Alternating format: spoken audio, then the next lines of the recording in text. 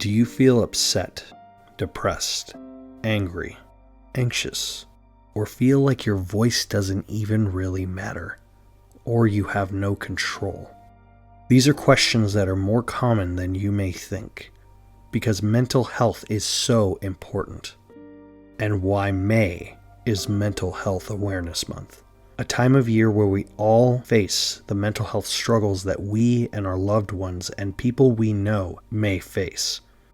As days go by and years go by, we need to acknowledge and keep the forefront of mental health in our mindsets and the importance of how we need to acknowledge it, accept it as a reality, and need to work together to help each other.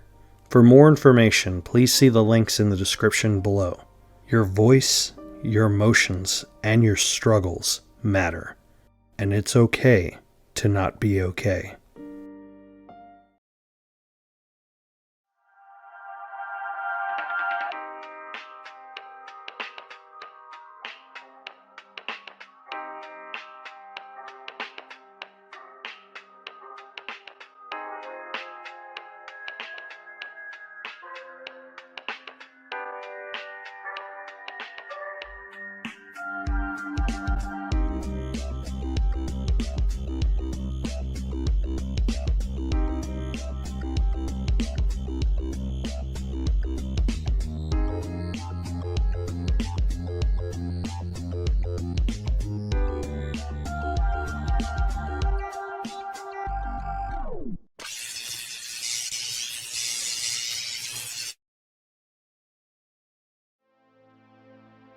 Eric Draven was a simple musician who was soon to be married to the love of his life, Shelley Webster, until one night a gang came to take out both Eric and Shelley for not leaving the property. Eric was killed, and Shelley was mercilessly tortured to the point where she died on the operating table. A year later, Eric Draven has risen back from the dead, with the power of a crow carrying the spirit of Eric Draven. But he is no longer Eric. He is the embodiment of vengeance that the crow allows him to be, to reconcile and to relieve his grief, to go on to the hereafter. The Crow is a movie that teaches us the aspects of what true love actually is, what it is to be loved, and what it is to lose love. And as we experience the grief that carries the film with Eric's memories, we're presented the question, what is the burden of grief? Like all grief, it all starts at a loss. When you lose someone or something very close to you, it feels like a part of you has been ripped away. It is far worse when it's unexpected and sudden, because it doesn't even give you the time to process what has actually happened, and so you're left feeling more empty. Eric never got the chance to grieve over Shelley, because he was already dead before she was. Helpless in his soul, possibly moving through a purgatory that we, the audience, don't know about. We do, however, get to experience the loss of people that care about them, specifically Sarah, the young girl who saw them as almost surrogate parents or surrogate siblings to her, forever shaken by losing the two closest people in her own world. And also from the visual experience of Sergeant Darrell Albright. Not only was he witness to the crime scene, but he was with Shelley. He saw her suffer and die on the operating table, never leaving her side for all of those hours. And even though he didn't really even know Eric or Shelley, the loss of two innocent people over something so minuscule and petty stuck with him and shook him forever after that point. Eventually he lost his marriage, and he lost himself in that night, forever shaken, just like Shelley was, Eric was, and Sarah was. There are moments in the movie where Eric distances himself but does reconnect with people, remembering things of the past, and using those moments to pass forward to things into the future. Memory is a significant part of grief because it is the whole reason that we grieve. Without it, the people that we lose have no meaning. There's a point where Eric talks about the little things that Shelley used to do when they were together that he thought were trivial and small, but realizes on hindsight that those are the important parts that people overlook, not just in relationships, but in connections with one another. There's also a scene where he makes a random comment, which seems trivial, by saying it can't rain all the time. But Sarah remembers that quote because it was a song title in a song that Eric had sung. These memories, these triggers, these points are foundational for our structure with people and the people that we lose.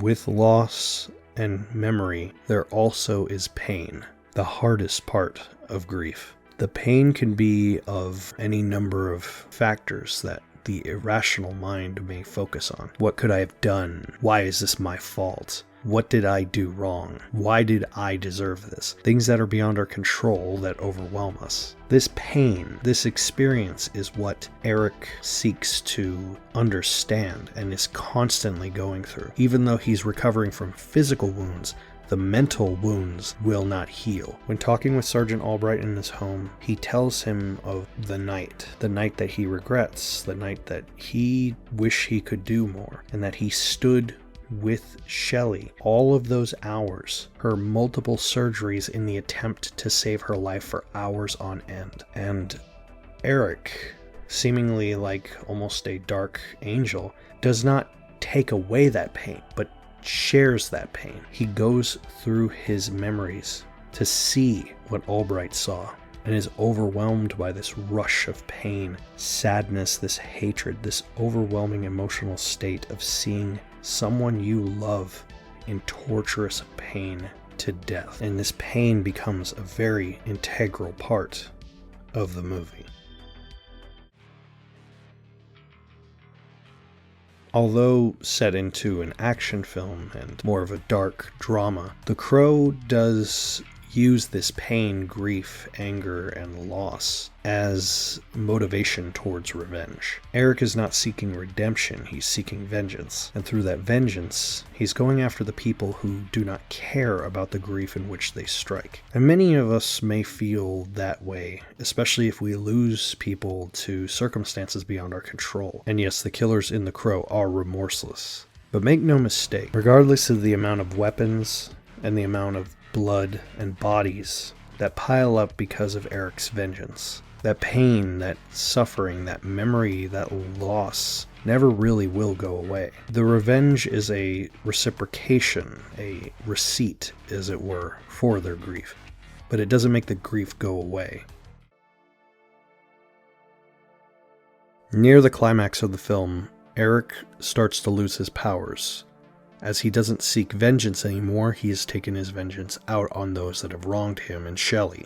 But in this momentary point of weakness, the true orchestrator of the entire gang and subsequently the entire actions of the movie, Top Dollar, takes Sarah, a seemingly innocent bystander who just so happens to be Eric's last living friend, to lure him out. And his end goal is what his goal has always been: more and more power. He thinks that he is somehow able to, by killing the Crow, gain his power, unknowing that the Crow's power is not taken, it is given. Eric, thinking he has to fight alone, is surprised to see that Detective Albright, a man who also has lost a lot, comes to his rescue. Now it's the hero that needs to be saved, but Eric cannot fight Top Dollar as the Crow anymore. He fights as Eric. Eric knows that he is not going to survive. He's come to terms with his own mortality and accepted his loss, accepted his grief, and accepted the reality of it. And he uses his own grief, pain, loss, memory, and vengeance on Top Dollar by taking all of the memories and pain that Shelley suffered through the eyes of Detective Albright as a witness and transfers it to Top Dollar, overwhelming him and killing him. And in the final moments of the film, Eric returns to his grave to see his beloved Shelley, now angelic in white, a visage he never got to see, as he never got to see her in her wedding dress, taking him to the hereafter with her. So, what is the burden of grief?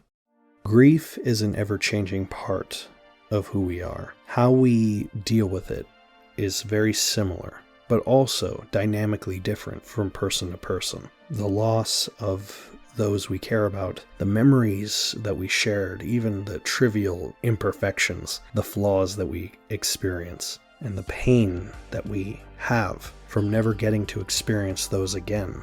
These are things that we each uniquely experience in our own time, in our own way, and with people that we truly care about. But eventually, in our acceptance of those people that are gone, that burden, that pain, that weight, even though it may never fully go away, will become lighter, will become more reasonable and more adjustable to our everyday lives. Because when someone is gone, they're never really gone. As long as we carry them as a part of us, through stories, through talking, through photos, through minuscule little things that we think at the time were minor, could be the difference between memory and loss. But in the end, these aren't answers. They're hypotheticals.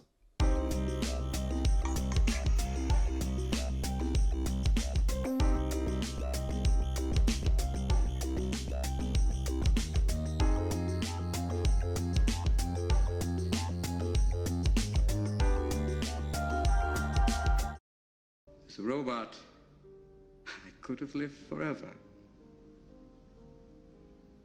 But I tell you all today, I would rather die a man than live for all eternity as a machine. Why do you want this? To be acknowledged for who and what I am. No more, no less. Not for acclaim, not for approval, but the simple truth of that recognition. This has been the elemental drive of my existence, and it must be achieved if I am to live or die with dignity.